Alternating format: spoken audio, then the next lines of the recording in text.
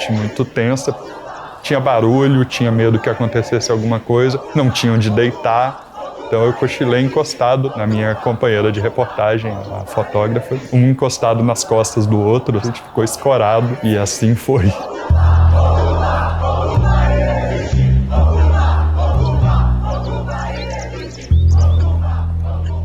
Era um perrengue de roupa. Eu, por sorte, como eu tinha uma ideia que da Assembleia poderia resultar numa ocupação, eu tinha levado algumas roupas na minha mochila, que foi o que me garantiu.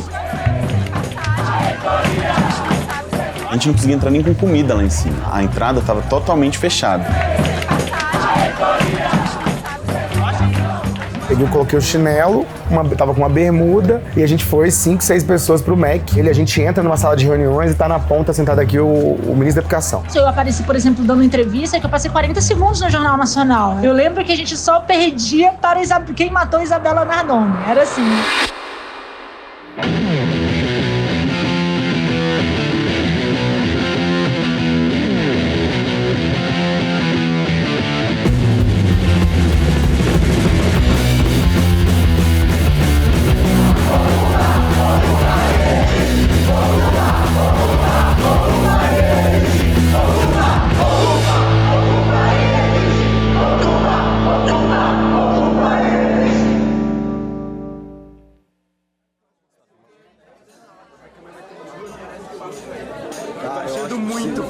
Eu tô achando muito mesmo.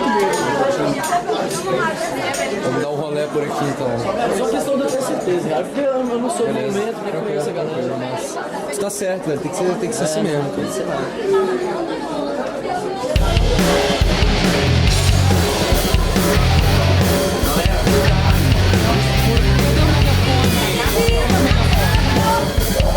Tu viu quem tá com o megafone, velho?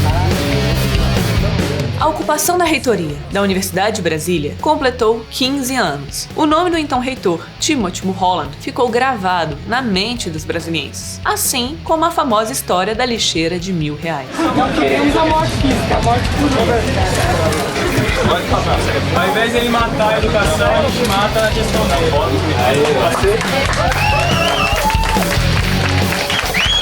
Os alunos da universidade se instalaram por 15 dias na sala de Timothy para protestar contra os gastos excessivos com dinheiro público na reforma do apartamento oficial na Asa Norte. A manifestação apareceu nas manchetes de todo o país e resultou no afastamento do reitor e dos dirigentes da instituição.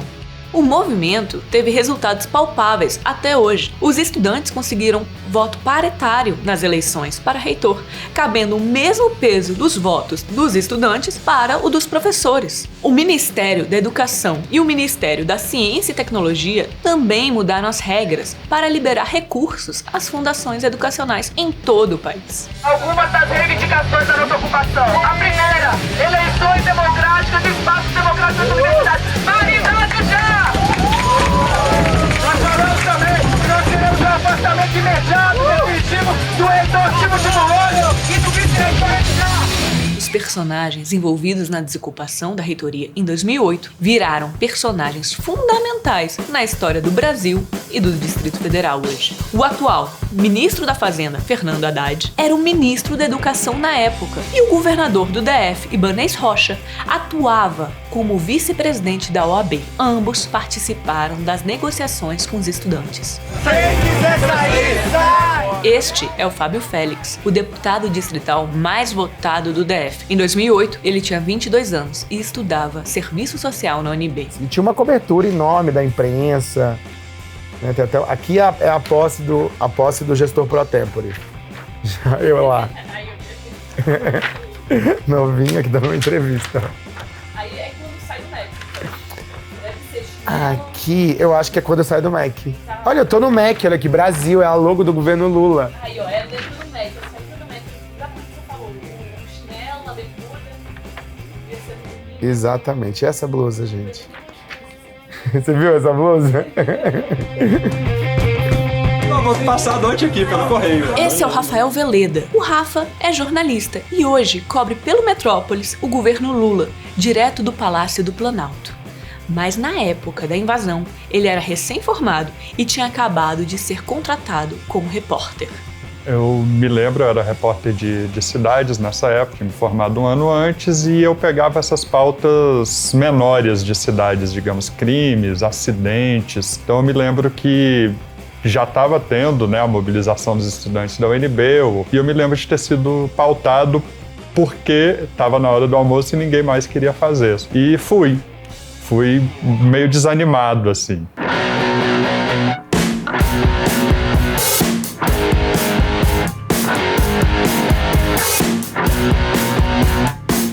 Eu sou Rafael Holanda Barroso, sou cientista político e participei da ocupação da reitoria de 2008.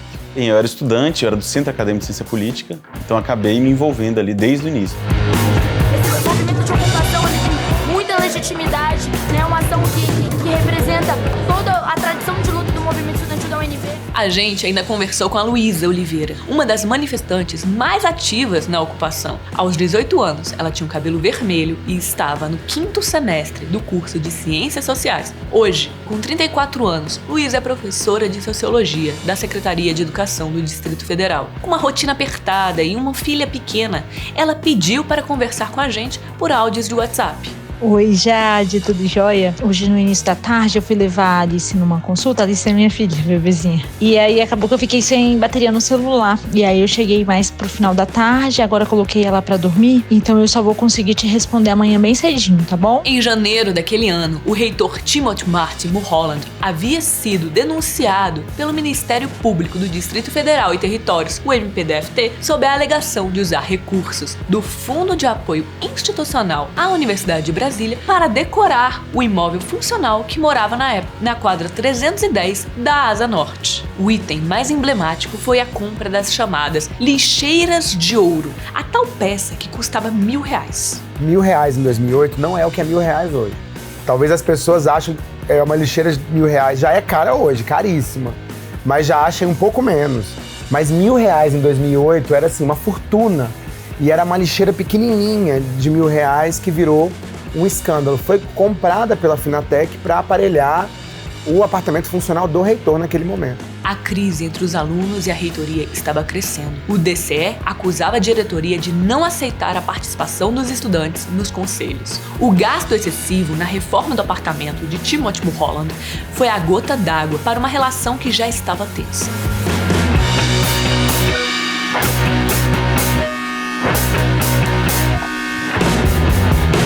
A gente convocou uma Assembleia Geral, porque a crise estava estampada em todos os jornais. O DCE sendo cobrado daquilo, a gente estudante, assim, muito novo, compreendendo aquele processo, convocamos uma Assembleia Geral dos estudantes, que compareceram uns 300 estudantes. Às 14 horas, carregando um caixão, cerca de 100 estudantes caminharam por 600 metros do local da Assembleia até o prédio da reitoria, com cartazes e exigindo a demissão de Timothy.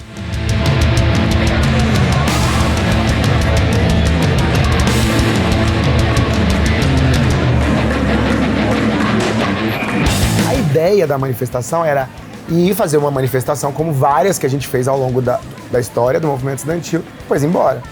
Mas de repente a gente ocupou. A gente foi indo até a UNB, tem aquelas rampas na reitoria, a gente foi até a última rampa, o pessoal entrou. A primeira porta estava aberta, entrou.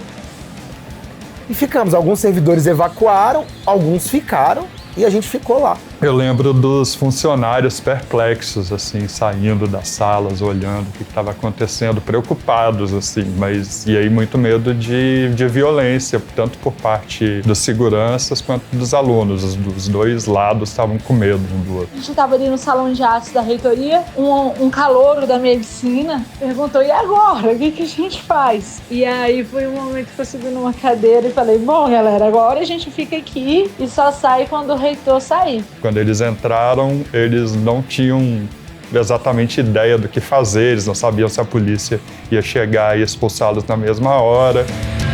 Pode entrando, vai ocupando, todo esse espaço é livre, esse espaço é de todos os estudantes. Não tem uma direção. Eu lembro de tinha um grupo de estudantes que falou, naquele momento a Uni, a dirigente da Uni, da UNB, a gente era do DCE, e a Uni falou, não, nós temos agora que acabar com a ocupação. Encerrou, fizemos a nossa mobilização. Aí a gente que era do DCE, não, nós temos que radicalizar, nós vamos ficar aqui, ocupando a reitoria.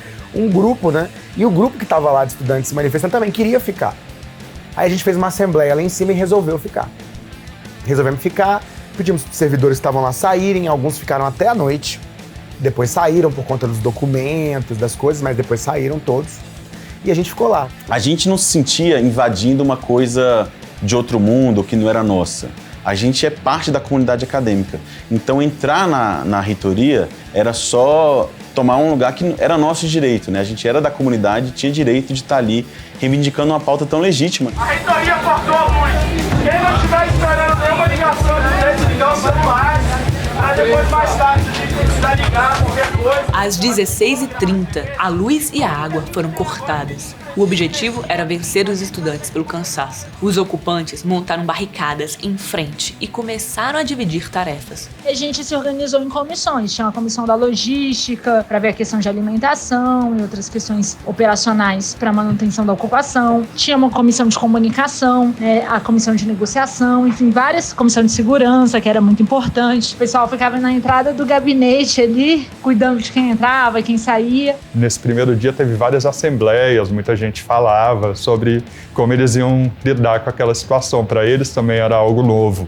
Sei que depois a reitoria foi ocupada mais vezes, mas para aquele grupo de alunos isso era uma novidade completa.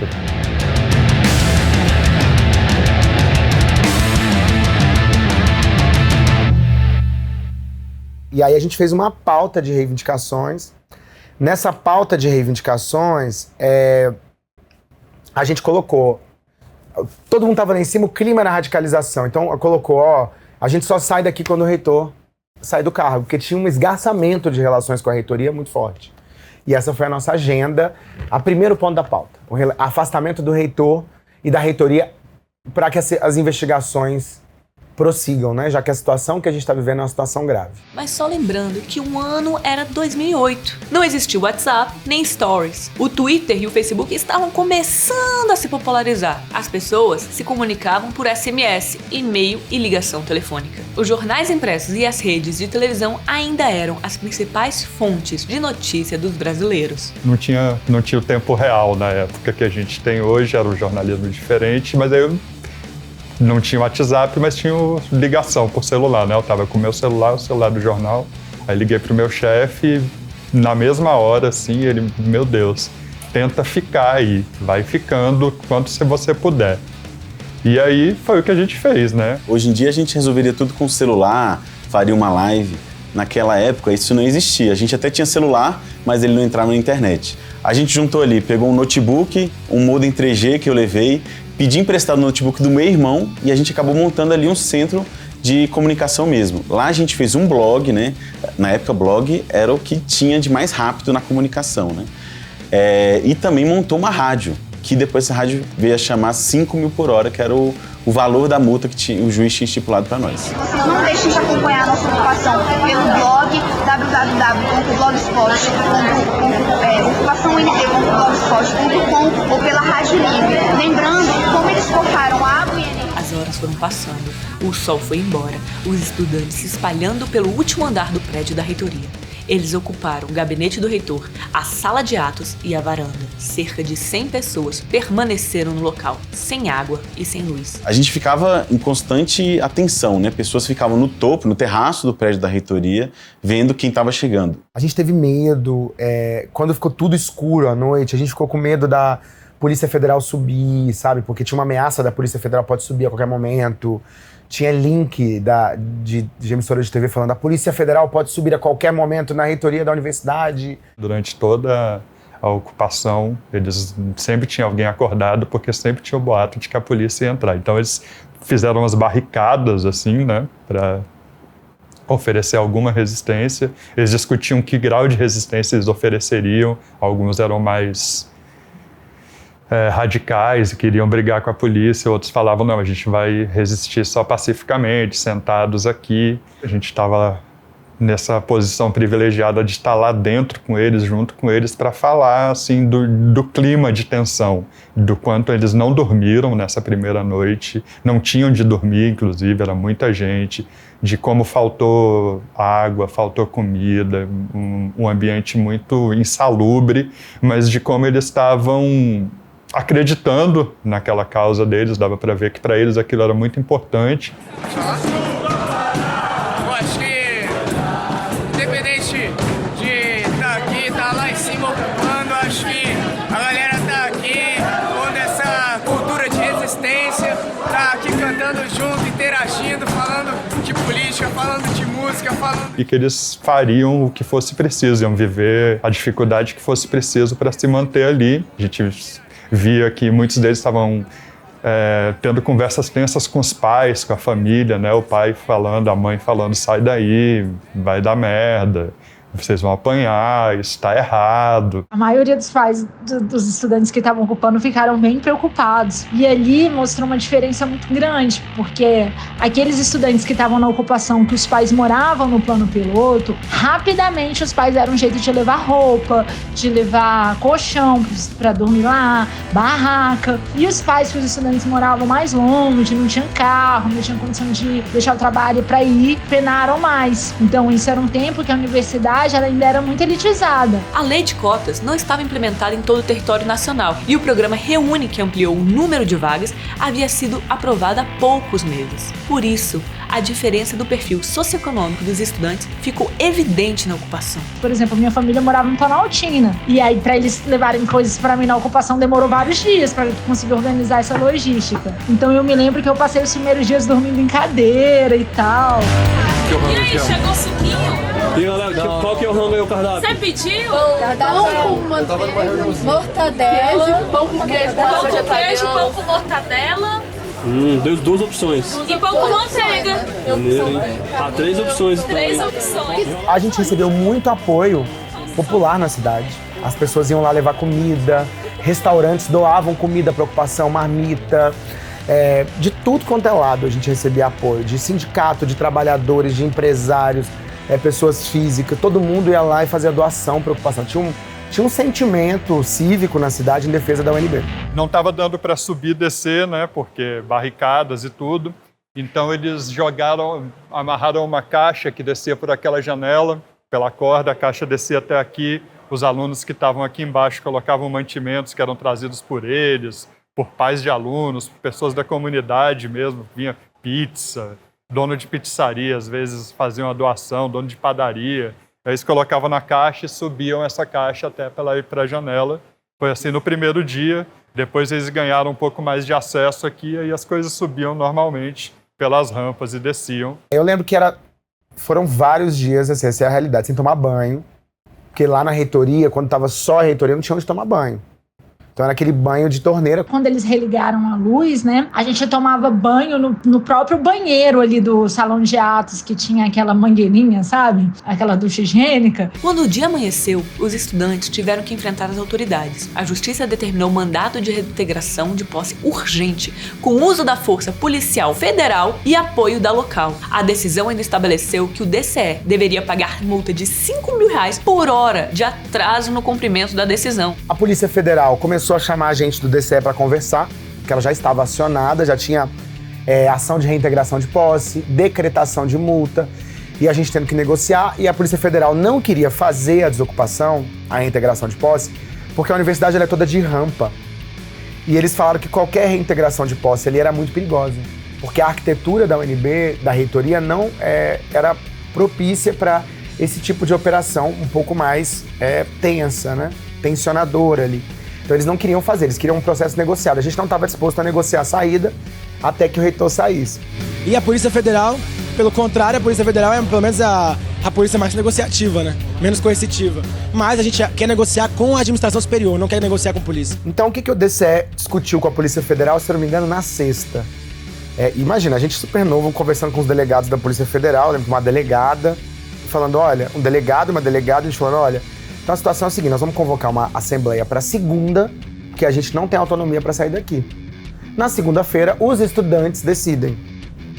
E aí tinha um clima, eu acho até da Polícia Federal, de que, isso aqui não reflete a maioria do pensamento dos estudantes. A gente tinha uma organização muito horizontalizada e sem uma liderança, um presidente que mandava na ocupação. Então, a gente dependia sempre das nossas instâncias. A principal instância daquele momento era a Assembleia Geral. que são essas fotos maravilhosas da universidade, da reitoria cheia de estudantes, né, ali votando com a mão levantada. Como muitos jornalistas estavam cobrindo a invasão, a Assembleia dos Estudantes foi noticiada por todos os meios de comunicação. Na época, as redes sociais não tinham essa importância que tem hoje. O engajamento das redações tradicionais fez diferença na dimensão do protesto.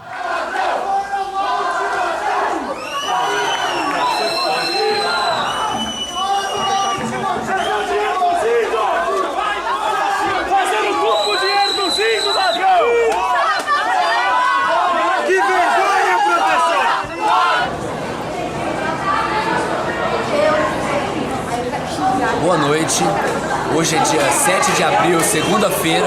Esta é a segunda edição do Jornal da Ocupação. Meu nome é Yuri. Eu sou a Catarina, nós temos o Chico hoje nos bastidores. Como vocês podem perceber, nós estamos desilhados. Hoje aconteceu uma assembleia histórica aqui na UNB que há muito tempo não acontecia. Nós tivemos uma assembleia com caráter deliberativo. E o que isso quer dizer? Que a assembleia superou seu quórum. Foram quase 1.500 estudantes hoje aqui que decidiram não só pelo livre acesso, por isso nós estamos desilhados, mas como pela manutenção da ocupação da reitoria da Universidade de Brasília. A assembleia era meio-dia. Começou a chegar gente de tudo quanto é lado da universidade. Eu não entendi aquilo. Aquele povo chegando. Gente da faculdade de Direito esvaziou. Suspensão de aula, faltaram aula. A gente tinha uns 6.000 estudantes na reitoria para a Assembleia Geral. Agora, pra gente sentar, tem vários lugares aí pra gente conseguir se acomodar. Infelizmente, a estrutura aqui da reitoria não ajuda. E nós vamos começar agora bem rápido a sortear as inscrições. A nossa ideia é sortear de 2 em 2. Sorteia a pessoa que vai falar e a pessoa que se prepara para falar. Quando a outra for falando, a gente sorteia os outros 2 nomes. E foi uma loucura essa assembleia, porque foi linda. Os estudantes cantavam o tempo inteiro, era até difícil estar ali mediando, porque a gente o tempo inteiro era interrompido por palavras de ordem, o pessoal cantando estava muito linda. Quando foi votar, o povo levantou a mão e votou em massa pra ocupa e resiste, a ocupação continua, assim. Eu acho que tem meia dúzia de voto contra, que ficou, assim, totalmente apagado. Foi um contraste visual, assim, absoluto. 95, 98% das pessoas estavam lá. E aí começou a se fazer pressão pra ocupar o prédio inteiro. Então os estudantes começaram a pressionar e entraram no confronto com os vigilantes. E aí, como resultado dessa assembleia, a gente conseguiu ocupar o prédio inteiro.